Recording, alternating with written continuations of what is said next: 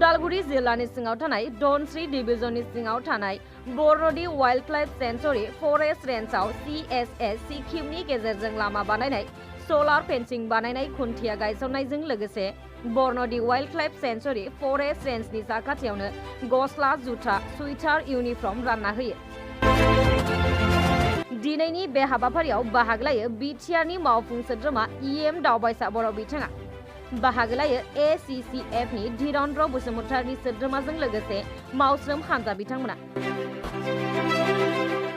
बे हाबाफारियाव बाहागो लानानै EM रनजित बसुमतारीया बुंथियोदि दिनै सुबुं माहारिया सोदांनायखौ सोलायनायखौ गुस्लायनायखौ बयबो लुबैदों, बेनिखायनो Hagrama Mohilary will be kick out from the society. बेखायनो चन्दन ब्रह्म आरो खाम्फा बरगयारिया थाबैनो UPPL आव जयनिं जानो थांगासिनो। बेखौ लानानै हाग्रामा महिलारिया खर' गुदुं जाबाय थादों। मानव गेदेर प्रमद बर' बिथांनि बानजायनाय बायदियै सेंट्रेल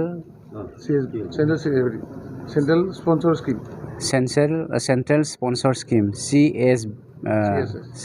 CSS बे स्किमनिफ्राय जों मोननाय माखासे रांनि हेफाजाबजों CSSनिफ्राय मोननाय माखासे रांनि हेफाजाबजों नैबे बरनदी वाइल्ड लाइफ हाग्रानि सिङाव थानाय लामा बानायनाय आरो सलार फेंसिं बानायनाय लोगोसे बिनि खुन्थिया गायसननायजों लोगोसे नैबे फरेस्टनि सिङाव थानाय 20सा जोंनि डिपार्टमेन्टनि बा स्टाफनि मानसिफोरनो जोङो दिनै मेटेरियेल डिस्ट्रिबिउसन मोनसे हाबाफारि लादोंमोन।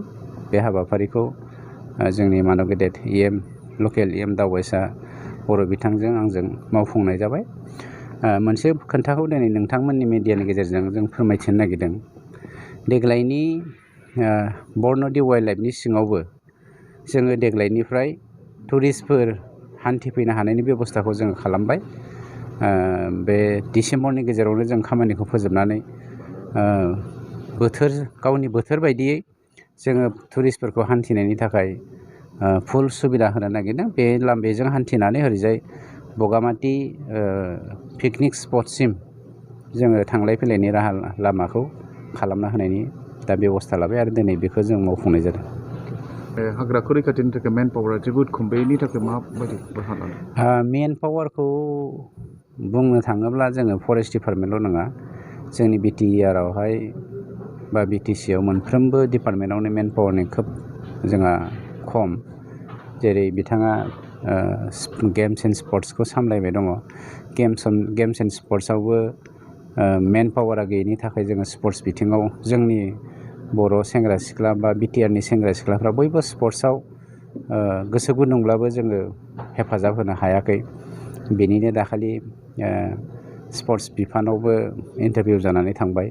फरेस्ट डिपार्टमेन्टआव 447टा जोंनियावहाय पस्ट खालि दा जानानै दङ।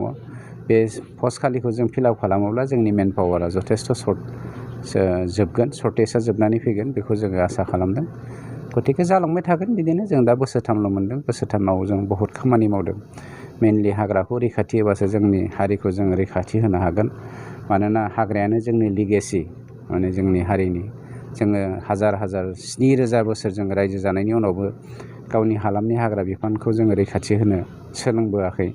दा नोंथांमोननि मिडियानि गेजेरजों जोंनि हारियाबो बेखौ अनसायनो सोलोंनांसिगौ होननानै आं मेसेज होबाय।